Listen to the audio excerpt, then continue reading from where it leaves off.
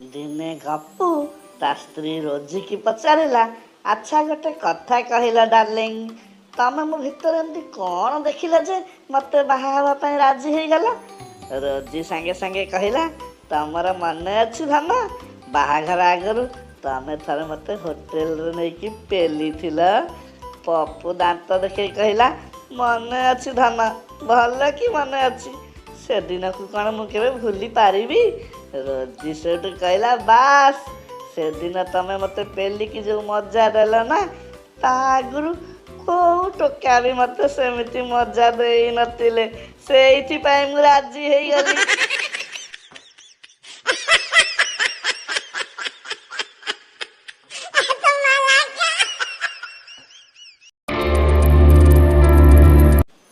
ଦିନେ ପପୁ ତା ସାଙ୍ଗ ଗପୁକୁ କହିଲା, ଏ ସାଙ୍ଗ, ଆର ମାସରେ ମୋ ଗାର୍ଲଫ୍ରେଣ୍ଡ ରୁବିର ଜନ୍ମଦିନ, ତାକୁ କ'ଣ ଗିଫ୍ଟ ଦେବି ଟିକେ ଭାବିକି କହିଲୁ?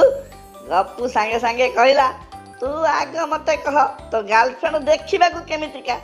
ପପୁ କହିଲା, ଦେଖିବାକୁ ତ ସିଏ ପୁରା ଦୀପିକା ପାଦୁକୋନ ଭଳିଆ ସୁନ୍ଦରୀ। ଗପୁ କହିଲା, ତାହେଲେ ତୁ ଗୋଟେ କାମ କର ସାଙ୍ଗ, ତୋ ଗାର୍ଲଫ୍ରେଣ୍ଡକୁ ମୋ ମୋବାଇଲ ନମ୍ବରଟା ଦେଇଦେ।